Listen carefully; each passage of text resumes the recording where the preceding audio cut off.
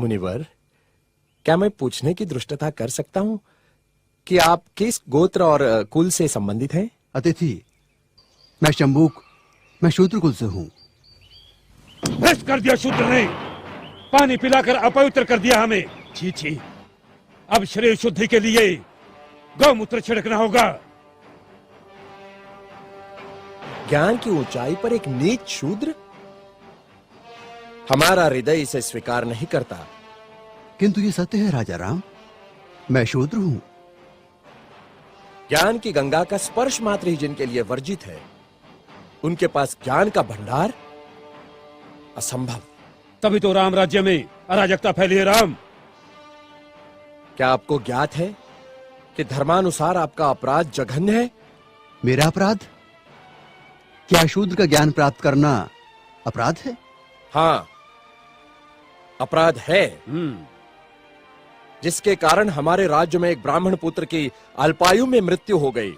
हे कर्तव्यनिष्ठ राम, बड़े ही दुख के साथ मुझे कहना पड़ रहा है कि निष्कारण ही आप मुझे ब्राह्मण पुत्र की मृत्यु का दोषी ठहरा रहे हैं, जिस घटना से मेरा कोई संबंध नहीं, उसका मुझ पर।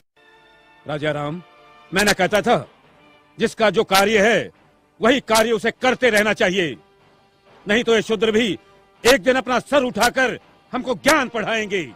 राजा राम, तुमको असंगत कहेंगे। शंबुक, तुमने धर्म की मर्यादा का उल्लंघन किया है। मैंने किसी धर्म की मर्यादा का उल्लंघन नहीं किया है।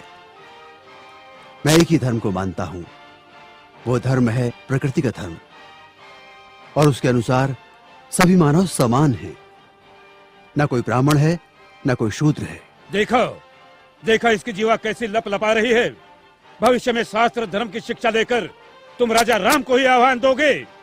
ऋषि, हमें किसी राजसत्ता और वैभव की लालसा नहीं है। हमें तो सिर्फ एक मानव जैसा जीवन व्यतीत करना है, और फिर बस समाप्त करो तुम्हारे वचन। 2 अक्षर क्या पढ़ लिए, हमें ही ज्ञान की भाषा सिखाने लगे। राम, ये अपराधी है और इसे दंड मिलना ही चाहिए, नहीं तो ऐसे पापियों के कारण हमारे राज्य में आपत्ति आ सकती है। आपके धर्म की पाप और पुण्य की कल्पना से मैं अच्छी तरह परिचित हूं। वो सारा पाखंड आपने अपने स्वार्थ के लिए रचा है और सारी प्रजा को मूर्ख बना रहे हैं। अपनी वाणी को रोको शंबुक। हम अपने परम पूज्य गुरु का और अपमान नहीं सह सकते। तुमने धर्मोल्लंघन किया है, जिसके कारण हमारे राज्य में एक ब्राह्मण पुत्र की अल्पायु में मृत्यु हो गई। हम अपने राज्य के ब्राह्मणों को और व्यथित नहीं कर सकते शूद्र। किंतु ब्राह्मण पुत्र की मृत्यु का कारण मैं कैसे हो सकता हूं? हे राजन, बड़ी नम्रता से दुस्साहस कर रहा हूं। आप तनिक अपने मन दर्पण में झांक कर तो देखें, तो आपको पता चलेगा कि आज की और कल की आपकी छवियों में कितना अंतर पड़ा है। हे मर्यादा पुरुषोत्तम, प्रजा के अहंकार को कुछ क्षण के लिए त्याग कर तो देखो। मुझे स्वप्न में भी आशा नहीं थी कि देवताओं के मान्यवर दशरथ पुत्र राम का इतना नैतिक पतन हो जाएगा। किसी ने बस कह दिया तो आपके सोचने की शक्ति क्षीण हो गई। राजदंड की आड़ में ऋषियों का वध करने के लिए उद्युक्त हो गए। दोषी मैं नहीं राजा राम, अपितु ब्राह्मण पुत्र की मृत्यु के लिए दोषी आप हैं। अपनी विष उगलती जिह्वा को रोको शंबुक।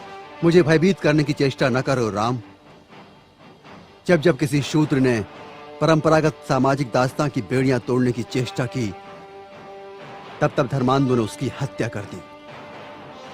मुझे मृत्यु का भय नहीं राम। एक शंबुक जाएगा तो दूसरा शंबुक निश्चित ही पैदा होगा।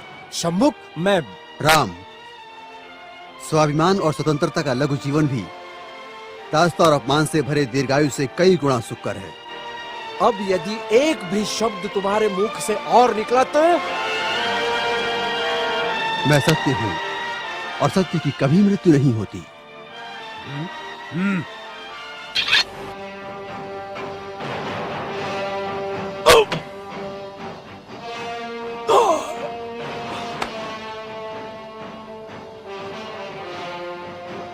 न्याय प्रिय प्रभु रामचंद्र की जय। न्याय प्रिय प्रभु रामचंद्र की जय।